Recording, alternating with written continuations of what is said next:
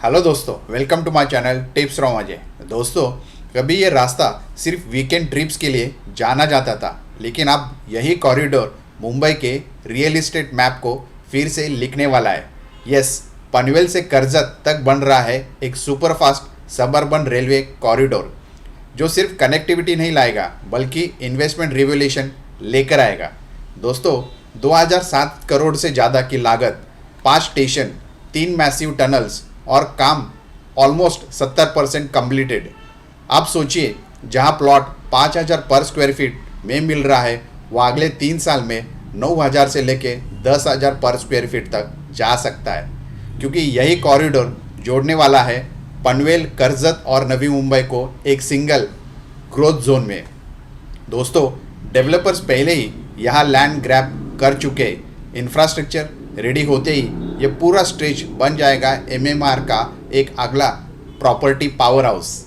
तो अगर आप सोचते हैं कि मुंबई में इन्वेस्टमेंट लेट हो चुका है तो दोबारा सोचिए, क्योंकि गेम अब शिफ्ट हो चुका है पनवेल करजत कॉरिडोर पे। दोस्तों, आज जिस विषय पे हम चर्चा करने जा रहे हैं वो काफ़ी इंटरेस्टिंग है और विषय है पनवेल करजत बूम, वो कॉरिडोर जो बदल देगा मुंबई के प्रॉपर्टी मैप को। ये काफ़ी इंटरेस्टिंग वीडियो होगा, वीडियो अंत तक देखिए। देखने के बाद आपको कैसा लगा आप कमेंट में हमें बताइए, ताकि ऐसे इंटरेस्टिंग टॉपिक्स हम आपके साथ लेके आएंगे। चलिए दोस्तों, इस विषय को लेके आगे चर्चा शुरू करते हैं।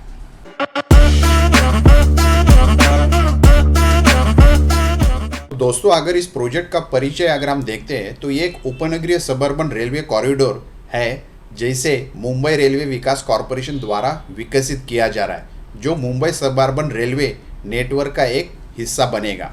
अगर हम इस प्रोजेक्ट का मार्ग देखें तो ये पनवेल, नवी मुंबई से लेके करजत, रायगढ़ जिले तक लगभग 29 किलोमीटर का ये प्रोजेक्ट रहेगा। यह परियोजना जो मुंबई अर्बन ट्रांसपोर्ट प्रोजेक्ट का एक प्रमुख भाग है। अगर हम इस प्रोजेक्ट की प्रमुख तकनीकी एवं इंजीनियरिंग विवरण करें तो लंबाई इस प्रोजेक्ट की करीबन 29 किलोमीटर रहेगी और ये स्टेशन जो है, इसमें करीबन 5 नए स्टेशन अपग्रेडेड होके बनेंगे। जैसे पनवेल से शुरू होगा, पनवेल, चिखले, मौपे, चौक और करजत तक ये ख़त्म होगा। टनलिंग कार्य जो है, इसका 3 टनल बनाया जा रहा है। कुल मिलाकर 3,100 मीटर से ऊपर टनल निष्कर्षण पूरा किया जा रहा है।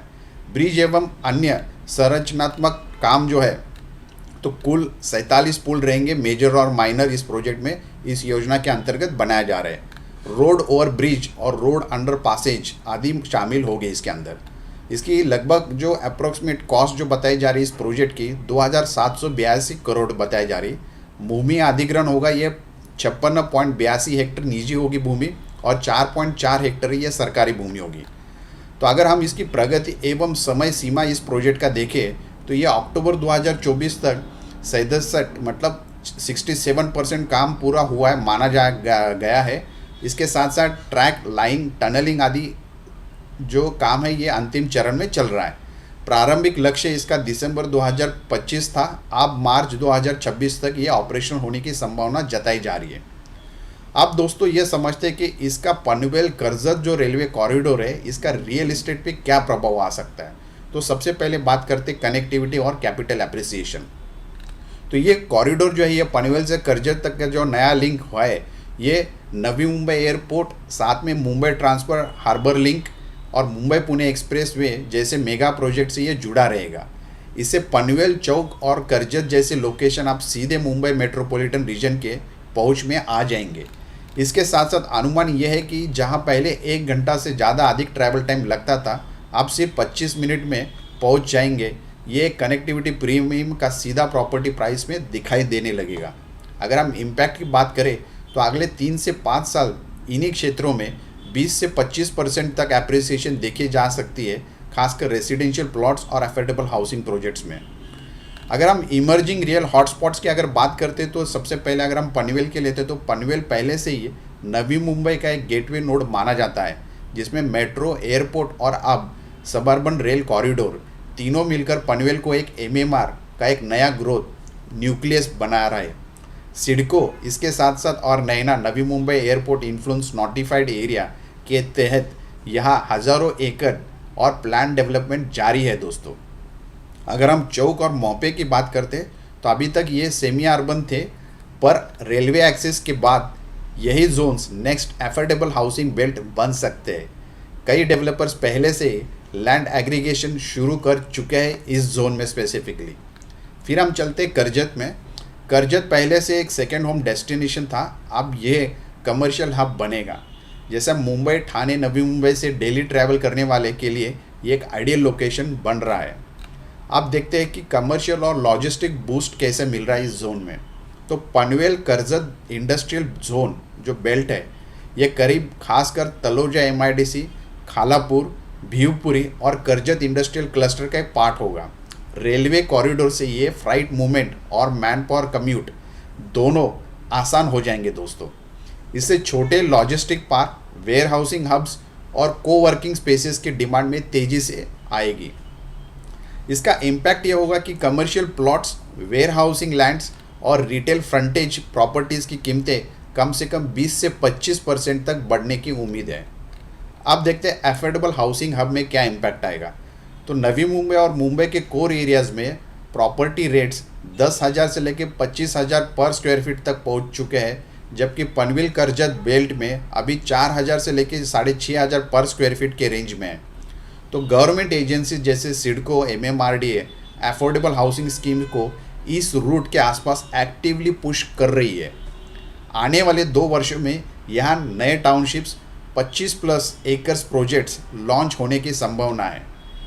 इससे क्या इम्पैक्ट होगा, तो ये एरियाज़ में आने वाले समय में मिडिल क्लास बायर्स और फर्स्ट टाइम इन्वेस्टर्स के लिए आइडियल एंट्री जोन बनेंगे। जैसा हम देखते हैं कि जो टोल नाका है पनवेल से शेडुंग, तो शेडुंग से टोल नाका से अगर हम जाते हैं तो वहाँ पे आपको नए प्रोजेक्ट दिखाई देंगे जो ऑलरेडी वहाँ पे सेटअप हो चुके हैं। गोदरेज है, वाधवा है, अब हीरानंदानी है, आगे जाके L&T का, अडानी का रियल इस्टेट का प्रोजेक्ट आ रहा है। तो ऐसे बड़े रेपुटेड डेवलपर्स के प्रोजेक्ट्स यहाँ पे आपको दिखाई देंगे।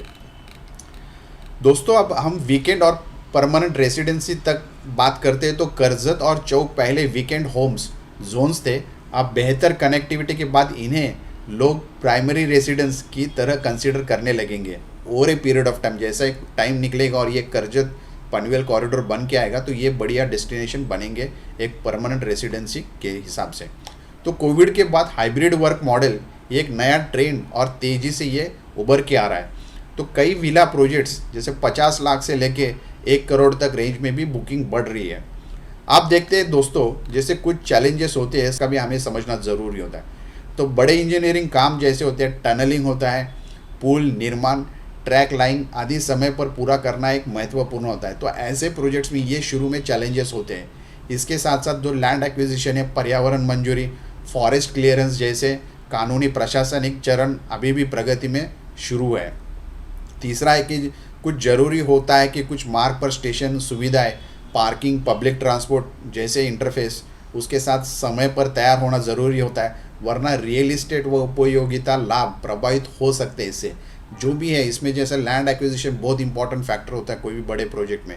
अगर यहीं पे डिले हो जाता है तो डेफिनेटली आगे जो काम होते हैं उसमें डिले होने की चांसेस है। बट अभी फ़िलहाल ये सब प्रोसेस में हम लोग निकल चुके हैं आगे, और अभी उम्मीद लगाई जा रही है कि 2026 तक ये प्रोजेक्ट ऑपरेशनल मोड में होना चाहिए। तो दोस्तों अगर हम इस चर्चा का निष्कर्ष निकालें तो पनवेल करजत रेलवे कॉरिडोर मुंबई समेत नवी मुंबई रायगढ़ क्षेत्र के लिए एक गेम चेंजर इंफ्रास्ट्रक्चर प्रोजेक्ट साबित होने जा रहा है। यदि समय सीमा के अनुसार पूरा हो जाए तो केवल ट्रांसपोर्ट लिंक नहीं बल्कि पूरे उस क्षेत्र के अविकसित ट्रांसफॉर्मेशन का ये इंजन बन सकता है, जिसमें आवास, वाणिज्य डेवलपमेंट, निवेश और बेहतर कनेक्टिविटी शामिल है। दोस्तों ये काफ़ी इंटरेस्टिंग विषय और चर्चा आज हमने की। अगर वीडियो आपको अच्छा लगे तो ज़रूर इसको सब्सक्राइब करिए, शेयर करिए और ज़्यादा से ज़्यादा लोगों में पहुंचाने की कोशिश करिए। Thank you so much. Take care of yourself and your family. Thank you.